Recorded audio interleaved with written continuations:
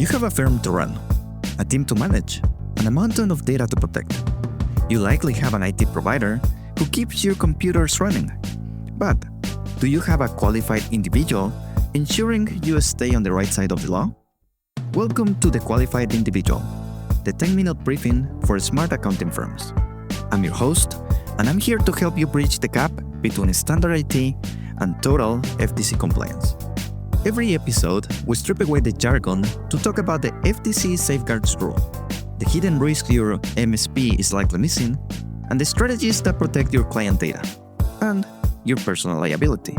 So, let's grab your coffee and let's get to work.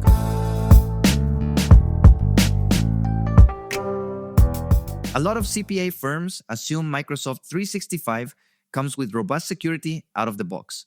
But when you look at how most firms actually have it set up, there are significant gaps in how access is managed, how shared mailboxes are being used, and where recovery would fail if something went wrong.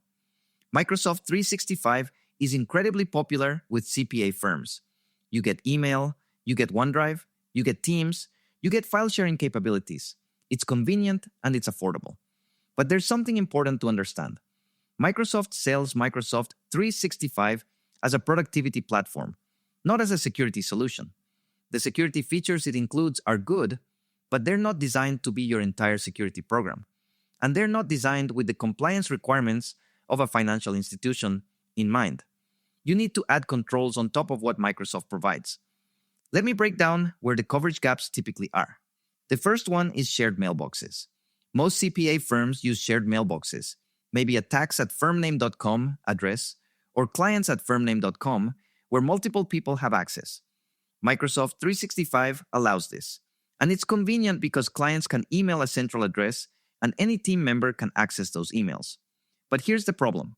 Shared mailboxes don't maintain individual user audit trails.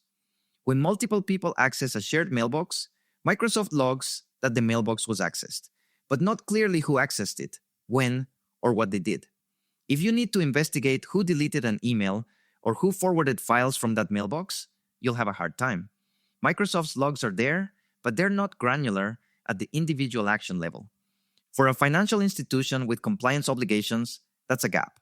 The FTC Safeguards Rule expects you to be able to track who accessed what data and when. IRS Publication 4557 expects you to maintain audit trails. Shared mailboxes make that harder. And from an audit perspective, if you ever have a breach investigation or a regulatory inquiry, you want to be able to provide evidence of who accessed sensitive data. The better approach is to use distribution lists instead of shared mailboxes for general addresses, and for actual shared work, like a team project folder or a client file, use role-based access to shared files rather than a shared mailbox. If you do use shared mailboxes, you need an additional layer of monitoring because the default Microsoft auditing isn't granular enough. You need to enable mailbox audit logging in Microsoft, and you need to know what it's capturing. You also need to limit access to shared mailboxes. Not everyone should have access. The next gap is file sharing and access controls. Microsoft 365 makes file sharing easy, maybe too easy. You can share files with broad groups. You can create links that work for anyone. You can grant access without being sure it's necessary. But from a security perspective, that ease of sharing can be a problem. Here's an example. Someone in your firm shares a client file with a department by right-clicking and selecting Share with Group. Everyone in that group now has access. But what if the file contains sensitive data for a specific client? Everyone in the group doesn't need that access, but everyone has it. Or someone creates an anyone with the link share and sends the link in email. That link could be forwarded, shared, intercepted. Now people outside your firm have access to your client data. Or someone sets sharing permissions and forgets. And 6 months later, people who left the firm still have access. Microsoft 365 allows you to restrict sharing and require approval. But those features aren't always enabled by default. You need to configure them. You need policies that specify how files can be shared, with whom, and what happens when people leave the firm. You need to document those policies and enforce them. Then there's data loss prevention. Microsoft has data loss prevention features, or DLP, but they require configuration and ongoing management. DLP policies can flag when someone's about to email sensitive data outside your firm or about to share files broadly, but you have to set these policies up. Microsoft doesn't come with DLP configured by default. It comes with the capability, but it's up to you to implement it. For a firm handling client tax returns, financial statements, and bank access information, DLP policies are important. You want to know if someone's about to email a tax return to a personal email address. You want to flag if someone's sharing a file with anyone when that file contains sensitive data. You want to prevent files with social security numbers or bank account information from being shared outside your organization. These are policies you need to create and maintain. Another important gap is backup and recovery. Microsoft 365 includes some backup capabilities. Microsoft maintains redundancy and does some backup of your data. But here's the gap. If you accidentally delete a large number of files, or if a malicious user deletes files, Microsoft's backup gives you a short window to recover, typically 93 days before data is permanently deleted. But if an attacker gets into your tenant and deletes files or modifies them, you might not discover the deletion for weeks. By then, the recovery window could have passed. Also, you're relying entirely on Microsoft's recovery. You have no independent control. This is why many firms with sensitive data use a third-party backup solution for Microsoft 365, in addition to Microsoft's native backup. That third-party solution keeps separate copies of your data that can be recovered independently of Microsoft's backup window. Your firm should document your backup approach, what's being backed up, where, how often, and what your recovery process is. You should test your backup restoration process regularly, at least quarterly, and document those tests. There's also mobile device management. If you have people accessing Microsoft 365 from mobile devices, checking email from their phones, accessing files from their phones, Microsoft 365 includes mobile device management capabilities. But they're not always enabled. You can require a PIN, you can require authentication, you can wipe a device remotely if someone leaves. But you have to configure these policies. Out of the box, there's no enforcement. From a security perspective, mobile devices accessing email and files are a risk point, especially for a firm handling sensitive financial data. You want some controls around how that happens. You should configure your mobile device management policies and document them. Who can access what on a mobile device? Is authentication required? Can the device be wiped remotely? Is the data encrypted on the device?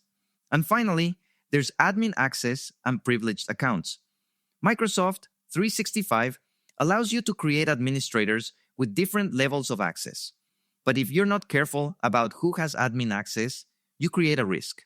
An admin account compromised is a big problem because that account can access everything and modify settings.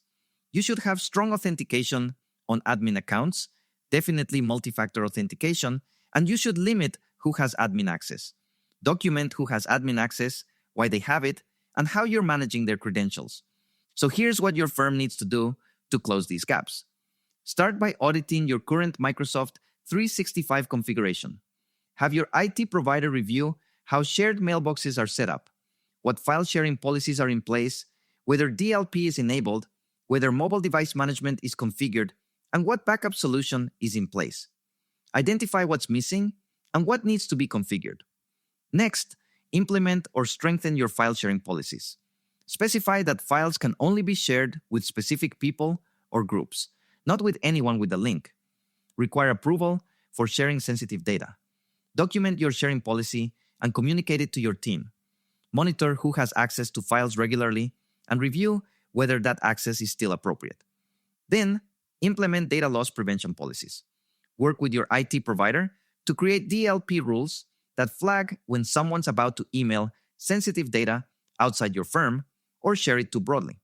Test your DLP policies to make sure they work the way you expect. Document your DLP policies. After that, consider a third-party backup solution for Microsoft 365. This is especially important if you're handling client data that you couldn't afford to lose. A third-party backup gives you an independent copy and a longer recovery window. Test your backup restoration process regularly. Document your testing. You'll also want to enable mobile device management. require authentication, and a PIN for mobile access to Microsoft 365. Consider requiring that only managed devices, meaning devices you've enrolled in management, can access sensitive files. Document your mobile device management policies. Make sure that admin accounts have multi-factor authentication and that access to admin roles is limited. Document who has admin access and why. Review admin access regularly. If you're using shared mailboxes, configure mailbox audit logging and review it regularly. Document what you're logging and what you found. And take the time to evaluate whether you should be using shared mailboxes at all. Here's the key principle. Microsoft 365 is a platform, and you're responsible for configuring it securely. Your IT provider can help with implementation, but your firm's qualified individual should understand what controls are in place and why. You should document your Microsoft 365 security configuration. Now, let me give you a Microsoft 365 security review checklist for your qualified individual to work through with your IT provider. For file sharing policies, ask, are files only shareable with specific people or groups? Is anyone with the link disabled? Do sensitive files require approval to share? For DLP policies, ask, are data loss prevention rules configured? What triggers an alert or blocks an action? Have we tested the rules? For mailbox audit logging, ask, is it enabled? Have we tested that it captures individual actions? For mobile device management, ask, is it configured? Do users need a PIN or authentication to access M365 on phones? Can we wipe devices remotely? For admin access, ask, who has admin roles? Do they all have MFA? When was the last review? For your backup solution, ask, do we have a third-party backup for Microsoft 365? Or are we relying on Microsoft's recovery? Have we tested restoration? For shared mailboxes, ask, what shared mailboxes do we have? Do we need all of them? Could we use distribution lists instead? For Teams and file sharing, ask, what's being shared in Teams? Are sensitive files being shared? Do we need additional controls? For encryption, ask, what M365 encryption features are we using? Is it configured correctly? And for conditional access, ask, are we using conditional access policies to restrict access based on device, location, or risk? Document your Microsoft 365 configuration and your policies. Create a policy document that describes what's allowed and what's not. Something like, files can only be shared with specific people or groups, not with anyone.